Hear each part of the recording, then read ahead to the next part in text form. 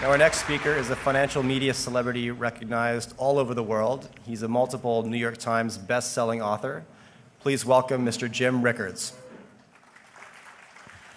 Thank you. It's great to be here. I love Vancouver. It's one of my favorite cities in the world. I've been here a number of times, although this is the first time I've been here that, other than the end of July, and all of the local Vancouverites know that that's the best weather of the year, right around the end of July. So I feel like I'm getting a real Vancouver experience with the rain and the overcast, but be that as it may, it's a beautiful city and great to be here. I should add that I've done the grouse grind 2 or 3 times, I forget, but multiple times, so I think that gives me a little honorary Vancouver citizen status. I've got about 2 hours of material. We're going to do it in 30 minutes. Don't worry, I'm not going to be here for 2 hours, but we'll go at a pretty rapid tempo. But I think a lot of the subjects we're going to cover are familiar, but we're going to drill down on some particular technical aspects I think have a lot of meaning for what's going to happen to the future of money. You know, I'm not a driller, I'm not a miner, I'm not an oil and gas person, I'm a monetary economist. But you need money to develop natural resources, and most of the natural resources are sold for money, and all of you have portfolios of investments, and obviously it's a topic. I like to say when it comes to your own money, everybody has a PhD. It's amazing how people who don't really spend a lot of time on the economic side are very, very sharp, very, very focused with their own portfolio. So I respect that, and hopefully we'll have some content that will be useful to you. So my subject, the future of money. And I've thrown in three kinds of money. Gold, you all know, crypto, it's the new kid on the block, although you've heard a lot about it, probably heard nothing else for the past several months at least. And then Fiat, or so-called paper money, central bank money. And these are the 3 contenders. Think of it as a foot race, or maybe a horse race. We got 3 horses in the paddock, and we're going to run around the track and see who wins. So let's just take these one at a time. Before we do that, though, I just want to kind of step back and say, what is money? Because everyone thinks they know what money is. I've got some money in my wallet, I've got some money in the bank. I would argue that your money in the bank is not your money, it's the bank's money, and they'll give it to you if they feel like it. But it's a big question, and the answer is all the things in this slide, whether it's feathers, shells, obviously gold, the euro, Bitcoin, other cryptocurrencies, silver, beads, digital money, these are all forms of money, every one of them. And one of the criticisms of certain forms of money is that it has there's nothing behind it. You know, people go, well, there's nothing behind the Canadian dollar, or there's nothing behind the US dollar, or one of the criticisms of Bitcoin, why would I have Bitcoin? There's nothing behind it, et cetera. And I would submit that every one of these forms of money, and others that are not here, do have something behind them. In fact, they all have the same thing behind them. It's the only thing that matters, which is confidence. In other words, anything can be money. Many things have been money. The question is, do we have confidence that it's money? If I have it and I want to exchange it for goods and services, and I'm going to give it to you and you're going to provide some goods and services, are you confident that you can give it to someone else, that they'll accept it in exchange for goods and services you need? Or if you're holding on to it, are you confident that it will be money in the future to preserve your wealth? So the entire field of monetary economics, which would fill up a college or graduate or PhD curriculum, comes down to one thing. It's a confidence game. If we all think it's money, it's money. And if we don't, it isn't. And the problem with confidence, it's a very powerful thing, but it's psychological. It can be lost very easily. And once it's lost, it's impossible to regain. And so when you're thinking about money, or how you want to allocate your portfolio, or your preferred form of money, ask yourself this question. Regardless of how it is viewed today, how comfortable am I that in the future people will still have confidence in this as money? That's the most important question you can ask. So let's go into gold a little bit. Now, people will tell you, and this came up in the panel yesterday, Danielle Cambone asked some good questions about this. People say, well, gold, I say people, maybe not the folks in this audience, and certainly not myself, but economists, central bankers, et cetera, they'll tell you, well, gold can't be money. You cannot have a monetary system based on gold. We used to, everyone recognizes that. But there's a whole long list of reasons why gold cannot be money. And they'll throw these at you, and every time the subject comes up, you're at a cocktail party or whatever, and if you say, I like gold, or I have gold, or some of my wealth is in gold, they'll say, well, don't you know the following? The first argument you hear is, there's not enough gold to support finance and commerce. It's like maybe there was once upon a time, but the commerce has grown so much, the dollar value of transactions have grown so much, gold hasn't kept up. There's not enough gold in the world to support the world economy, so not enough gold. Second thing is, even if you had a gold standard, the gold supply doesn't grow fast enough. The new gold coming out of the ground comes out at a slower percentage tempo than world growth, and so you have a natural deflationary bias, and that's not suitable because we don't like deflation. Gold has no yield. That's Warren Buffett's favorite. Warren Buffett, everyone thinks he's a great stock picker. He's actually a genius at tax-deferred compounding. And if you do that math, you'll understand why he's worth probably $70 billion. But Buffett doesn't like anything with no yield. Paul Krugman's favorite, gold caused the Great Depression. Gold caused financial panics. We can't have that. We have to have an age without depressions and panics, so we can't have gold. And then the old favorite, gold has no intrinsic value. It's my friend Joe Weisenthal in Bloomberg says, you know, it's a shiny rock. And I go, Joe, it's a metal, not a rock. But he says it has no intrinsic value. And then the other one, John Maynard Keynes called it a barbarous relic. That's usually the first one you hear. Gold is a barbarous relic. Okay. Every one of these things is untrue. Every one of them, except the yield thing, which I'll come to, but they're all untrue. Let me show you why. So first of all, there's not enough gold to support finance and commerce. Well, what's the money supply in the world? If you take M1 for the US, China, the Eurozone, and Japan, so that's basically 75% of the global economy. So these are really the currencies and the economies that count. It's $24 trillion. Now, and how much gold is there? Now, I'm talking about official gold owned by central banks and finance ministries. The answer is 33,000 metric tons. How much gold do you need to back the currency? How much gold do you need in a gold standard? Well, that's a subjective judgment, but I'm using 40%. The Austrian economists will say, no, it's got to be 100%. You know, you can't have any leverage. Maybe. Historically, very successful gold standards have been run with 20%. The Bank of England in the 19th century, actually the Federal Reserve in the United States in most of the 20th century had 20% backing. So 40% is actually quite high historically. So if you take the $24 trillion of money supply and you want to back it with 40% gold, you need $9.6 trillion worth of gold to support that money supply. So I said there's 33,000 tons. I'm using a price of $1,300 an ounce. It fluctuates, obviously, but that's a good estimate. Comes out to 1.5 trillion. Aha, not enough, right? You need 9.6 trillion. You only have 1.5 trillion. Okay, but what if you change the price? In other words, if you raise the price to $8,265 an ounce, now the same 33,000 tons comes to 9.6 trillion, which is just right to support commerce. In other words, there's always enough gold. When someone says there's not enough gold, just look at them and say there's always enough gold. It's just a question of price. You have to get the price right. And this is, when I talk about $10,000 gold, that's my intermediate price target.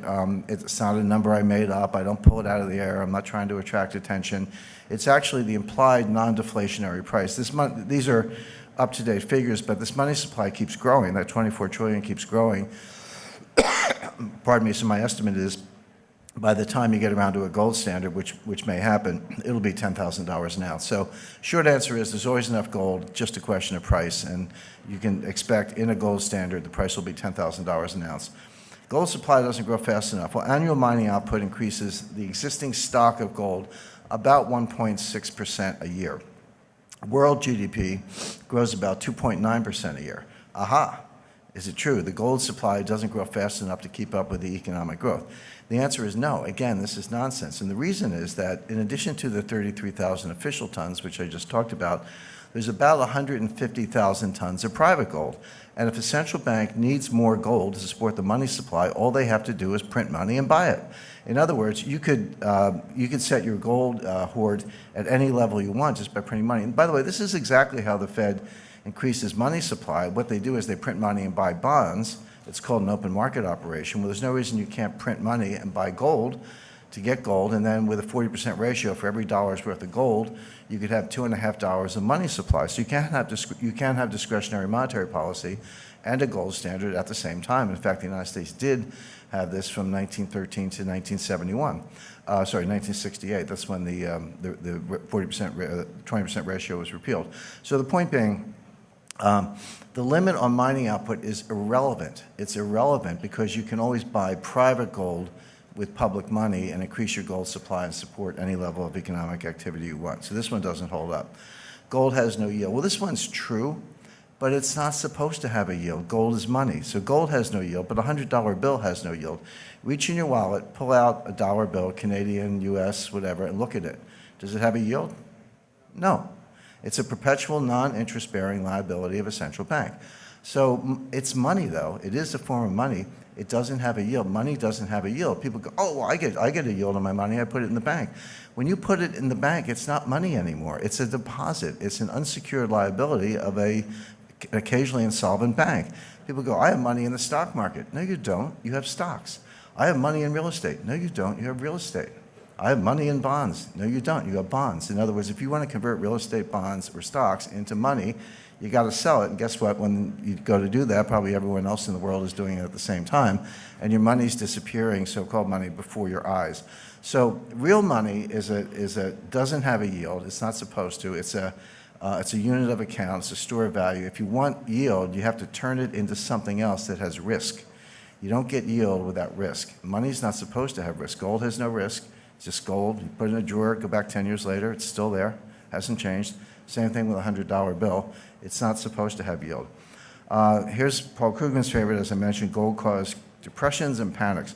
Well, during the gold standard, particularly, through basically all of human history prior to recently, there were lots of financial panics. Just in the history of the United States, I listed some here, 1797 and so forth. Pardon me, 1907 was a big one. 1929 were all panics. But the point is, when we went off the gold standard, we also, pardon me, we also had financial panics. And I listed them there, 1973, the oil crisis, 1980, Latin American debt crisis, 87, the stock market fell 22% in one day. If that happened today, by the way, 22% would be the equivalent of 5,000 points on the Dow Jones. You know, if it went down 500 points, that's all you'd be hearing about. Imagine going down 5,000 points. That's what happened on October 19th, 1987.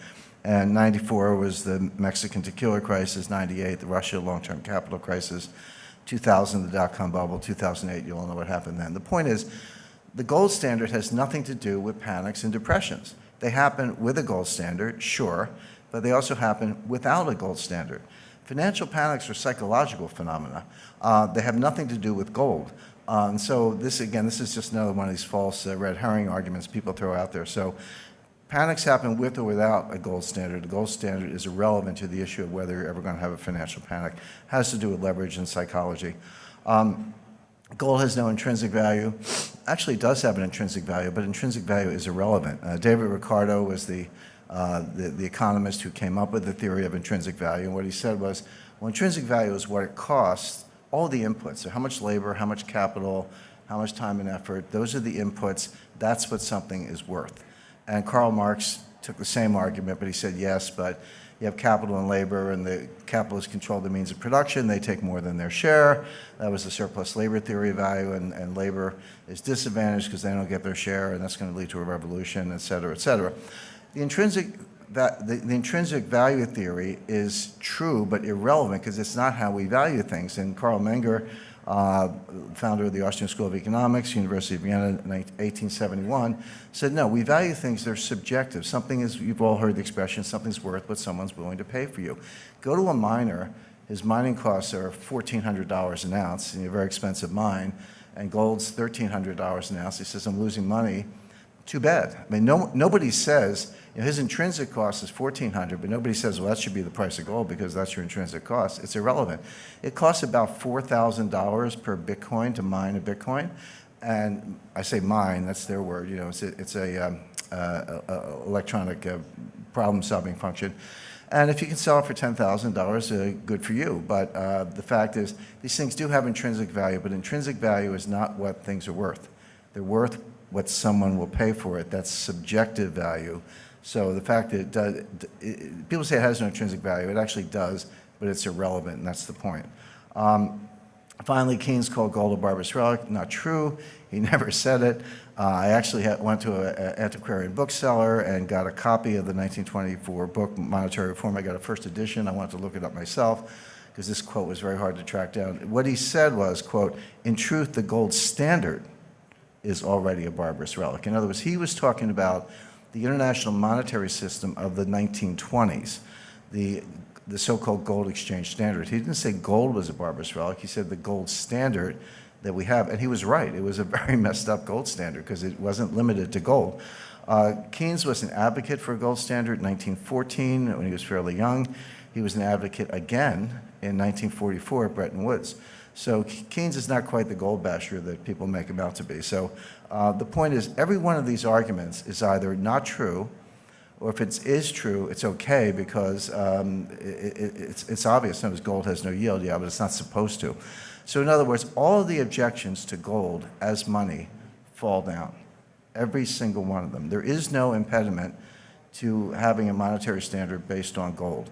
And if you do, I'm not saying it's going to happen tomorrow, I'm saying that in a financial panic, in a liquidity crisis, in a monetary panic, worse than 2008, which I do expect, if international elites, the IMF, finance ministers of the G20 countries have to restore confidence and they turn to gold, which they might, you have to have $10,000 gold. Any lower price is deflationary. It would completely defeat the purpose. It would repeat the blunders of 1925. And so basically there's nothing standing in the way of a gold standard tomorrow. So let's talk about crypto, everyone's favorite topic. My least favorite topic, believe me, I spend a lot of time on it, I study it, I read all these white papers, I read peer-reviewed scientific papers, I grind my way through the equations, but it's painful. But everyone wants to talk about it, so let's jump in.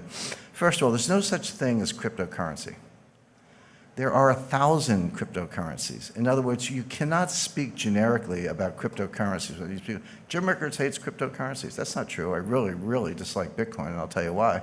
But there are cryptocurrencies out there that I think are very interesting and worth your consideration. I'm for it. I'm against it. Cryptocurrency means nothing. You have to talk about the specific currency.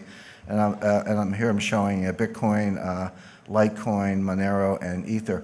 By the way, isn't it fascinating how the graphical representation of cryptocurrencies is always a gold or silver coin?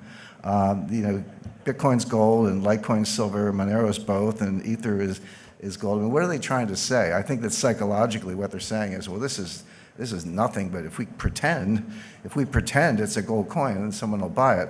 But I just find this a little bit of an aside.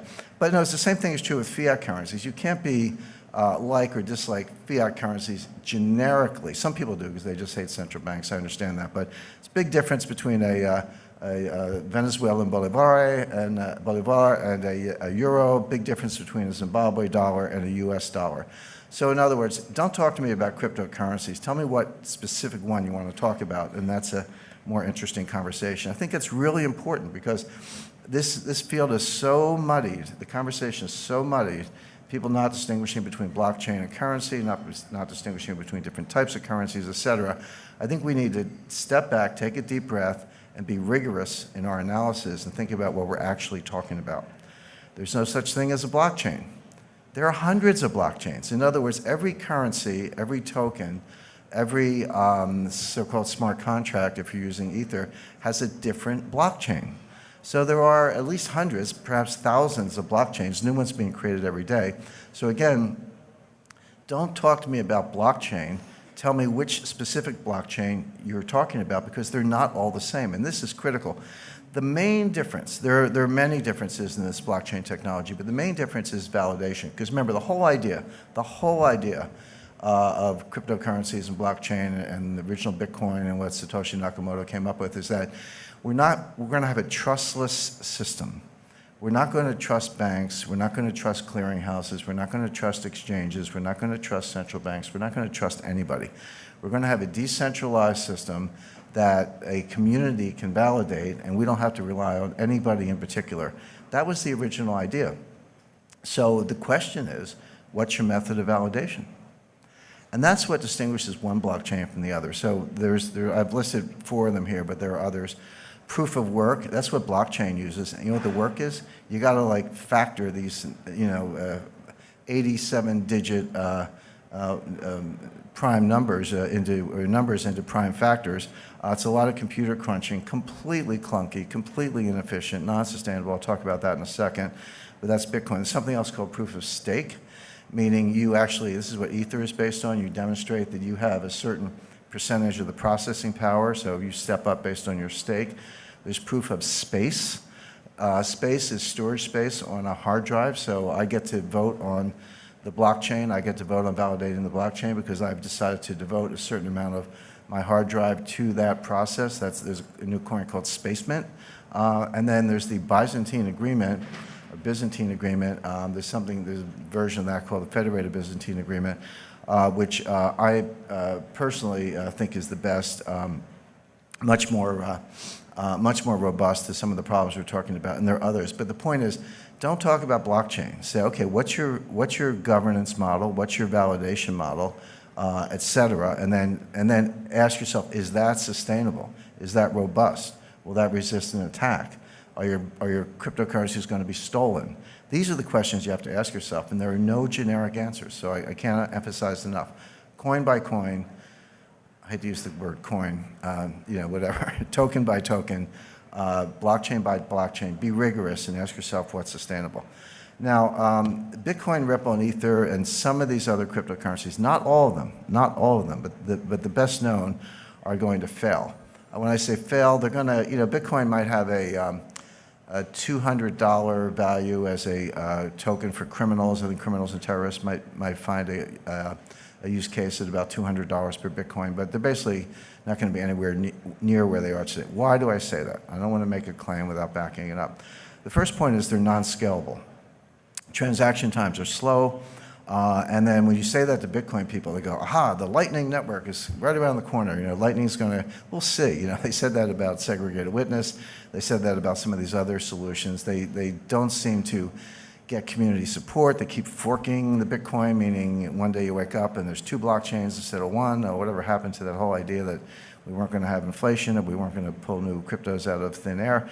But these solutions, you have to understand what the solution is. So what they're saying is nobody has a solution for the inherent slowness, clunkiness, non-scalability of the original Bitcoin blockchain. There's no solution for that. So when you hear about solutions, what are they? Well, what they're saying is take a bunch of transactions offline. So everybody in the room could form a group, or let's say every coffee shop in Brooklyn, New York, every coffee shop in Vancouver could form a group. And all the people who want to buy coffee would join that group. And we would agree, so we're in our own little bubble over here, and we would agree that all of our Bitcoin transactions among each other don't go on the blockchain. They just get settled in this sort of separate cloud over here, and then we net them out.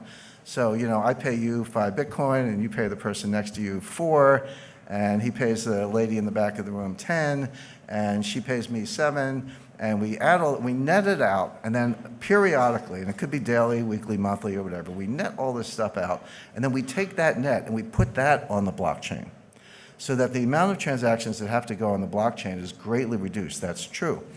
But what are we doing? We've created our own network. I got to trust the coffee shops. How do I know they're not going to steal my money?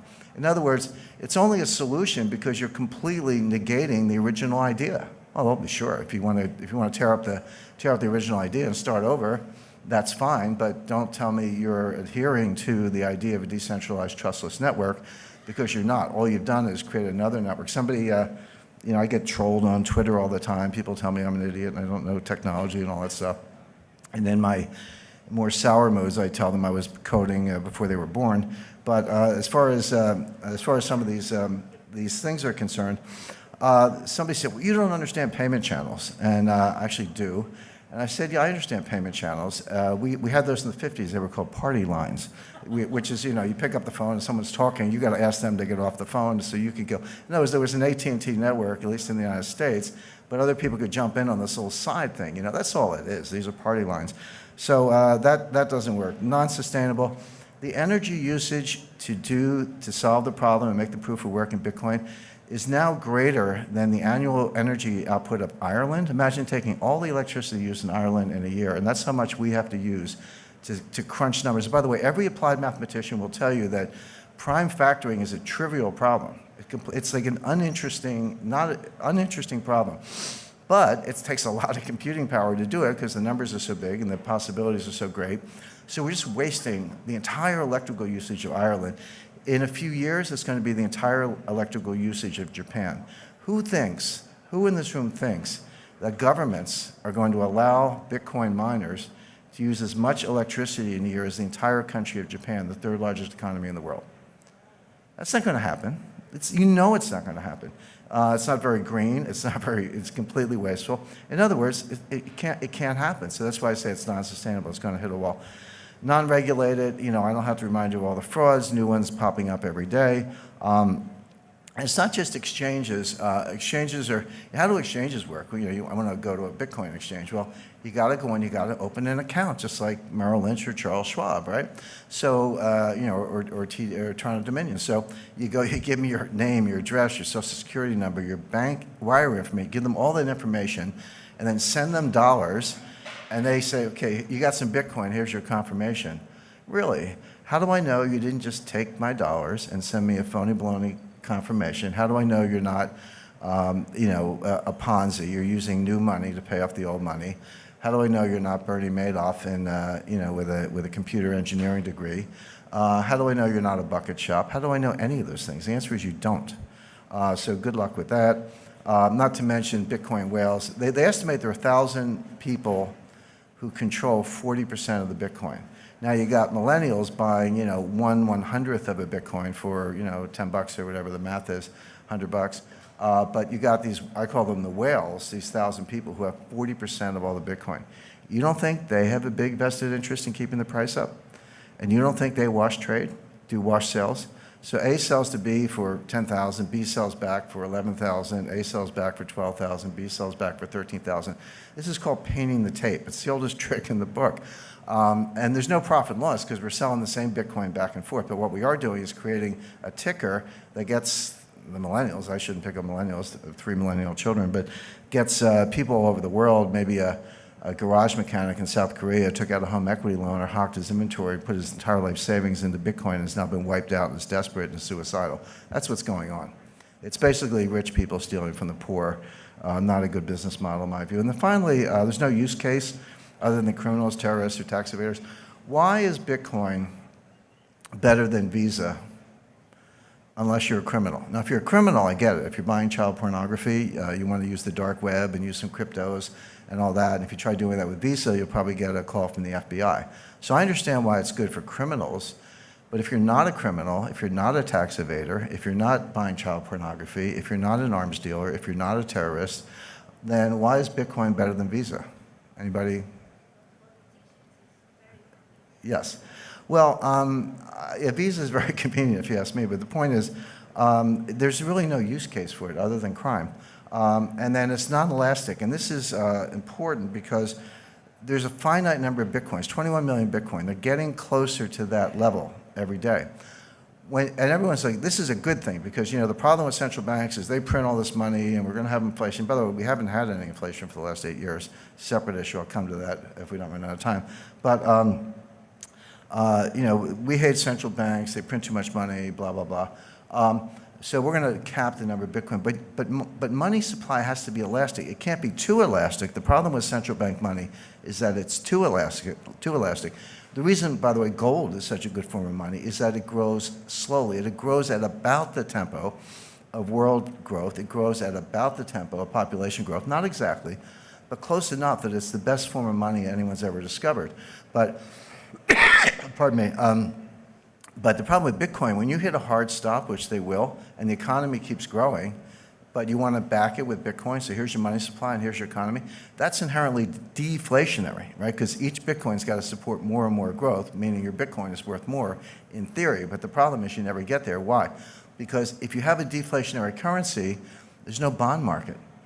The money supply grows based on credit, based on loans, based on various forms of borrowing. The money supply is just a foundation, and the economy grows with credit. Nobody wants to borrow in a form of money that's going to be more expensive when you pay it back. I'm not talking about interest. That's always part of the equation. But I'm saying the money itself is worth more when you have to pay back the loan. No one's going to borrow on that loan, therefore no bond market, therefore no viable form of money. So these are all the reasons why this is going to hit the wall. How do you find... I said there were some good cryptos out there. How do you distinguish between the two? I've come up with I researched this for a long time and came up with a 5-factor function. I call it COIN. That's just, you come up with these acronyms so people can kind of relate to it, but it stands for the following. C is for consensus. This goes back to the validation method I talked about earlier, meaning the best validation method, these Byzantine agreements that I described, what you do is you let white hats, you let good guys into the validation world, even if they don't have a stake or that much processing power, but they get to kind of vote, and everybody looks at everybody else. The way this works, it's kind of like, how do you get a search result on Google? I mean, what was Larry Page and Sergey Brin's insight that led to Google, maybe the most valuable company in the world almost? Well, it was let people decide. In other words, our search engine is going to show the result that the most people who have ever asked the same question decided it was a good result for them. That's all it is.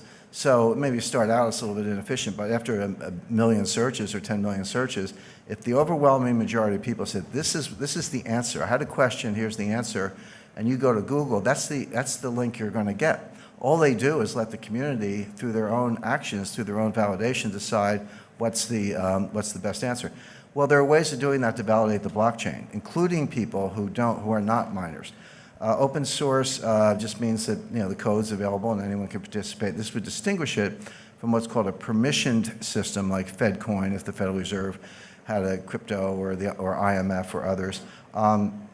Impenetrable just means it's robust to attack. If 51% of the miners, if 51% of the Bitcoin miners came up with a block that said they owned all the Bitcoin and they took all your Bitcoin and they validated it, they would have the Bitcoin. It's irreversible, you have no recourse. And now the theory, Nakamoto's theory was that, well, that'll never happen because that's an awful lot of processing power. But again, he wasn't really thinking like a geopolitical strategist. What if you're Russia and you said, I'm going to spend $50 billion to create 51% of the mining capacity in the world, and I'm going to steal all the Bitcoin in the world and take down the Western financial system.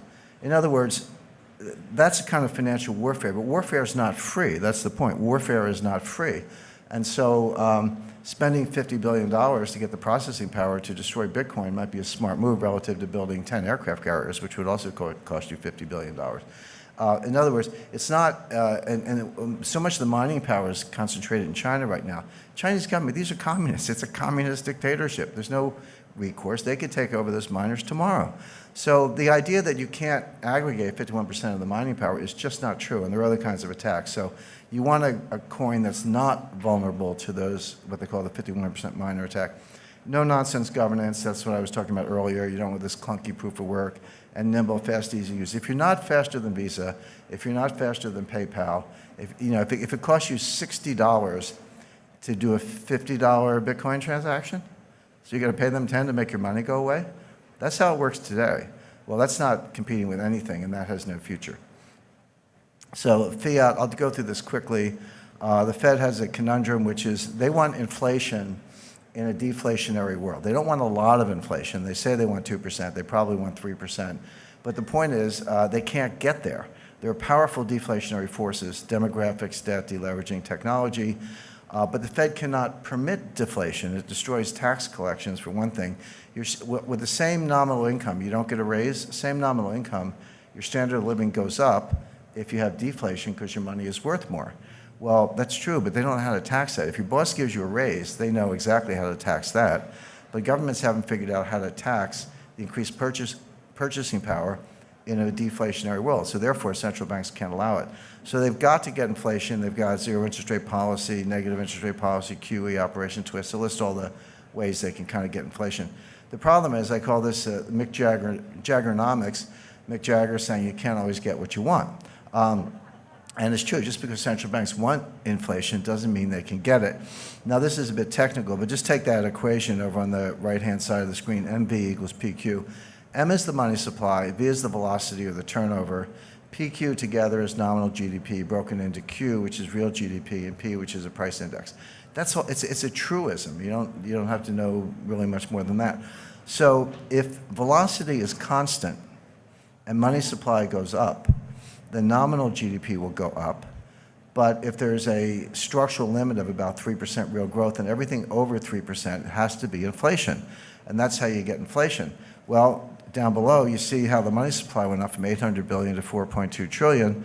But where's the inflation? We never got any inflation. Well, why not? If velocity is constant and money supply goes up, why isn't nominal GDP going up way, way faster than the structural boundary of 3% creating a lot of inflation? Well, the answer is velocity is not constant. Milton Friedman was wrong, and you see what's happening to velocity there. Velocity is crashing. So this is the problem the Fed has. But the Fed could have 150% inflation in 15 minutes. All they have to do is go into a room, close the door, take a vote, and decide that gold is $3,000 an ounce because they say so, and then come out and use your system open market account to maintain the price of gold. So what you do is you say, hey, you think gold's highly priced? We'll take it. We're buyer 29.25, and you think gold is cheap? Come and get it. We'll sell it to you at 30.75. If you're a buyer at 29.25 and a seller at 30.75, guess what the price is? It's about $3,000 an ounce. In other words, you can use the gold at Fort Knox and use the printing press to maintain a two-way market in gold, and then you get your inflation. That $3,000 gold is almost 70% devaluation of the dollar. That's the right way to think about it. Nothing happens in a vacuum. This is when you get $100 oil, $50 silver, $6 copper, et cetera, et cetera. So the Fed can get inflation, but they might have to do it the same way they did it in 1933, which is to revalue gold. And I make the point that gold always wins.